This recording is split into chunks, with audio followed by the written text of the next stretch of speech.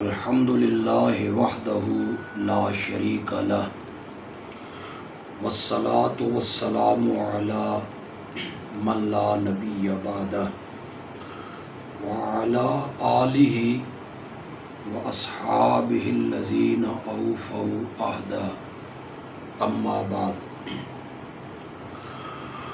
آج کل social media پر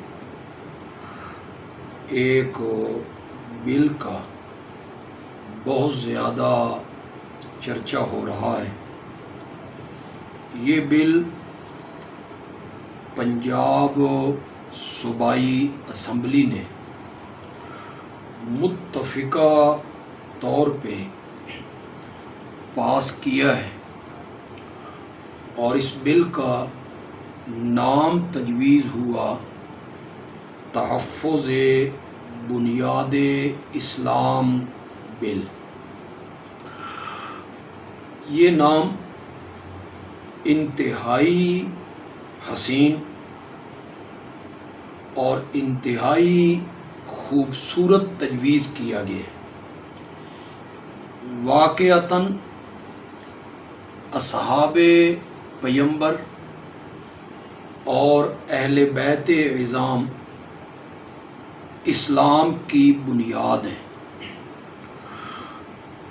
دین کے عینی شاہد جو ہیں وہ اصحاب رسول اور اہل بیت عظام ہیں۔ ہمیں اسلام کے جتنے احکام پہنچے ہیں، دین ہے، توحید ہے، سنت ہے، قرآن ہے، ختم نبوت ہے، اسلام کے ارکان ہیں، دین کے احکام ہیں، یہ ساری چیزیں ہمیں اصحاب پیغمبر اور اہل بیت عظام کے ذریعے پہنچی ہیں۔ تو پھر یہ شخصیات جو ہیں یہ واقعتاً اسلام کی بنیاد اور اسلام کی اساس ہیں۔ کچھ لوگوں نے سوشل میڈیا پہ آ کے یہ تاثر دینے کی کوشش کی ہے کہ یہ بل فرقہ واریت کو پھیلانے کا سبب بنے گا اور یہ بل فرقہ واریت پر مبنی بل ہے۔ میں بڑے ادب سے گزارش کروں گا کہ فرقہ واریت کسے کہتے ہیں، فرقہ واریت کی تعریف کیا ہے؟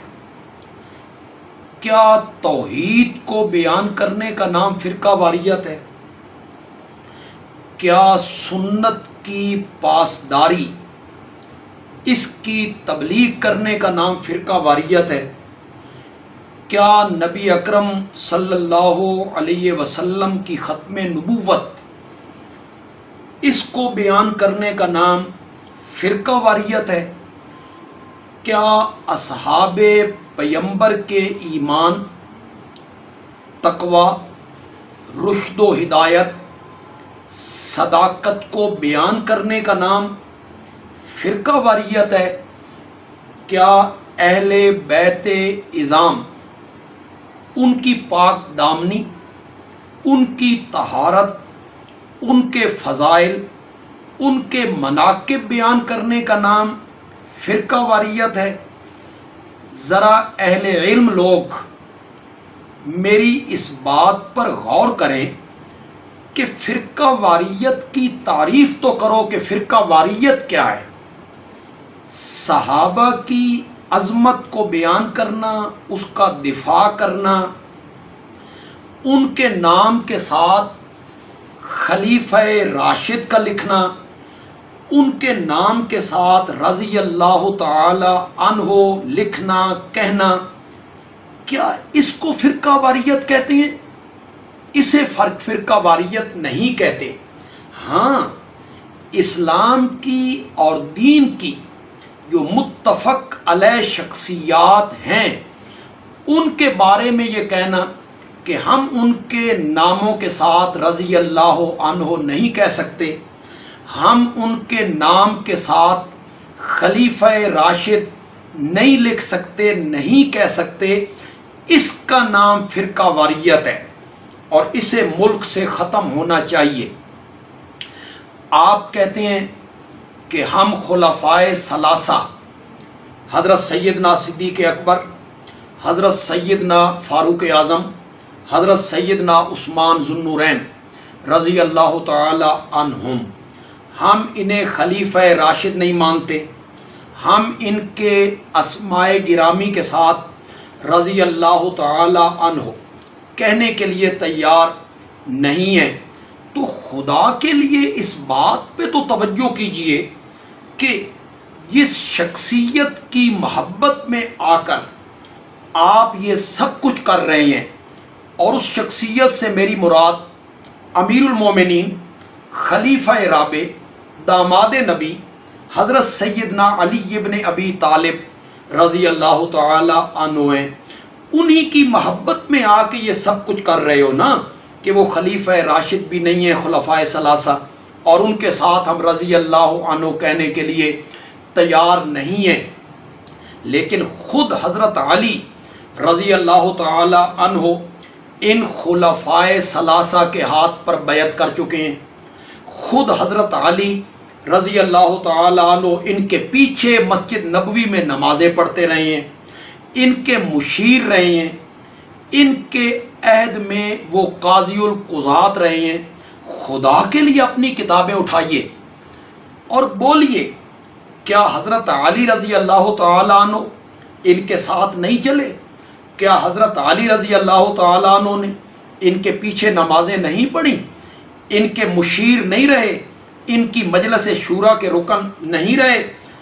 ہماری کتابیں، اہل سنت کی کتابیں اگر آپ نہیں پڑھتے، اپنی کتابیں تو پڑھیے۔ تو اگر میرا نہیں بنتا نہ بن، اپنا تو بن، اپنی کتابیں تو پڑھیے۔ اگر حضرت علی ان کے ہاتھ پر بیعت کر رہے ہیں تو آپ ان کو خلیفہ راشد کیوں نہیں مانتے؟ اگر حضرت علی رضی اللہ تعالیٰ عنہ ان کے پیچھے نمازیں پڑھ رہے ہیں تو آپ ان کے نام کے ساتھ رضی اللہ تعالیٰ عنہ کہنے کے لیے تیار کیوں نہیں ہوتے؟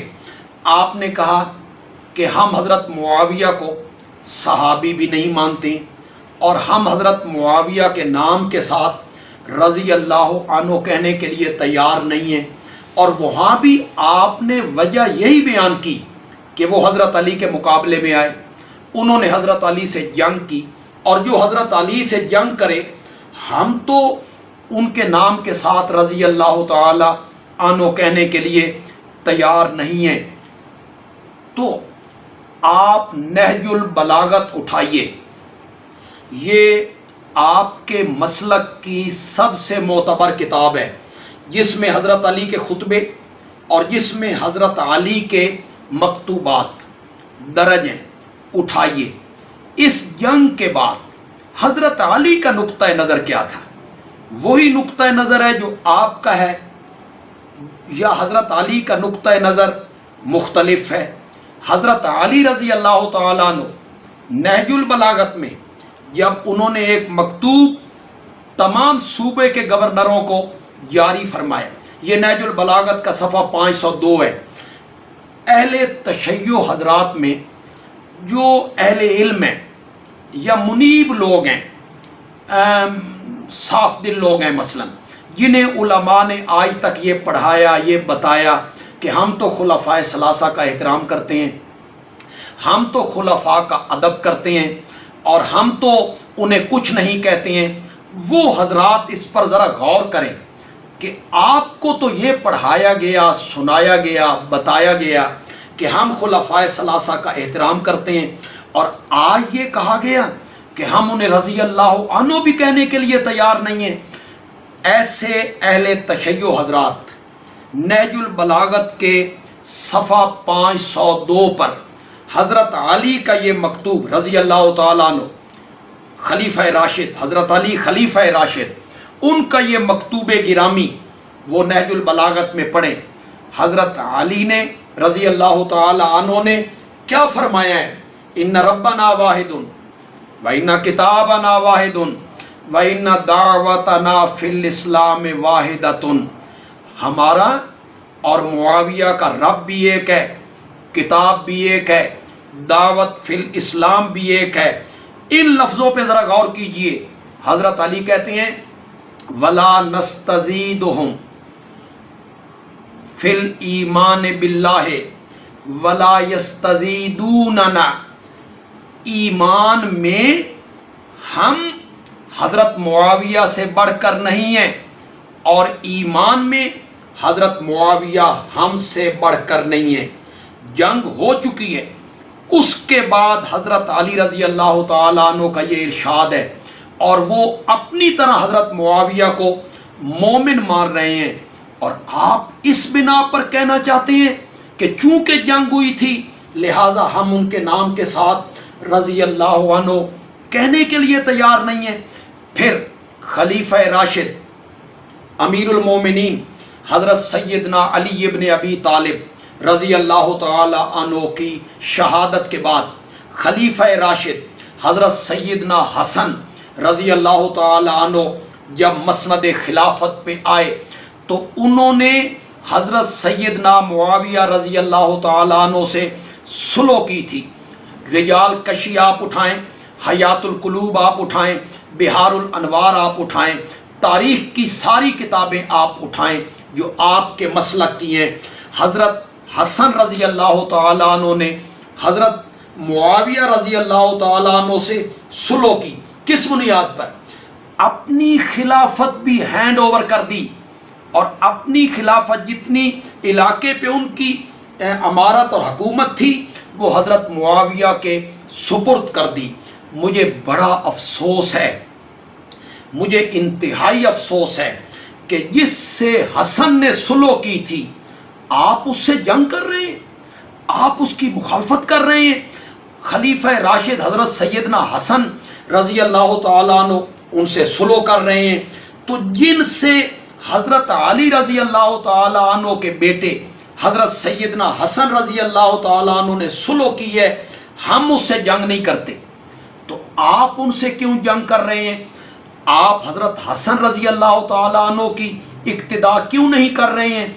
आप हजरत सैयदना अली रजी अल्लाह तआला अन्हु की बात क्यों तस्लीम नहीं कर रहे हैं? उन्होंने उनसे सुलह भी की है, उन्होंने उनके हाथ पर बैत भी की है, उन्होंने हजरत सैयदना मुआविया से वज़ाइफ भी वसूल किए हैं।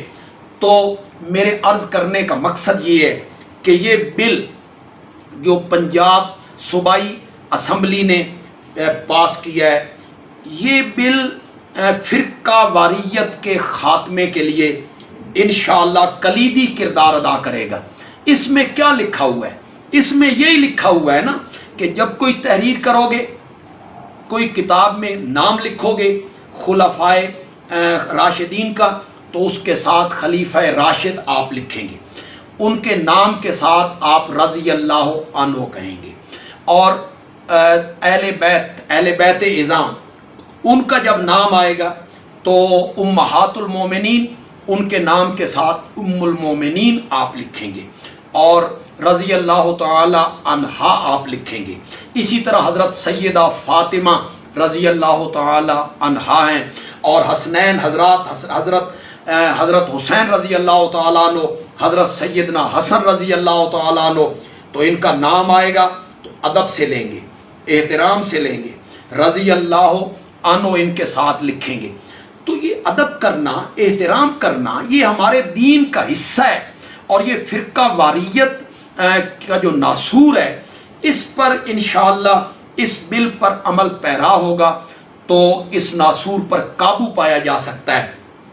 मैं जमीयत इशाअत तौहीद व सुन्ना सूबा पंजाब के नायब अमीर होने की हैसियत से इस बिल के साथ मुकम्मल तौर पर इत्तिफाक और यकजहती का इजहार करता हूँ और सूबाई असम्बली के जितने अराकीन हैं और ख़ास करके जो स्पीकर हैं जिन्होंने इसमें एक कलीदी किरदार अदा किया है, जिन साहिब ने इस बिल को पेश किया है असम्बली में, اس بل کو پیش کرنے میں وہ انہوں نے کردار ادا کیا ہے، جن ممبران نے اس کے حق میں ووٹ دیے ہیں، وہ سب ہمارے لیے قابل احترام ہیں۔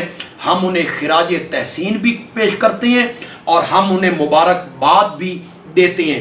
اشاعت التوحید و سنہ کا ہر عالم اور ہر کارکن اس بل کے ساتھ مکمل حمایت کا اظہار کرتا ہے۔ اللہ کرے کہ یہ بل اپنے پائے تکمیل کو پہنچے اور ہمارے ملک میں جو فرقہ واریت کی ایک آگ ہے، اللہ کرے یہ سرد ہو جائے اور ہمارا ملک امن کا گہوارہ بن جائے اور ہمارے ملک میں فرقہ واریت مکمل طور پر ختم ہو جائے۔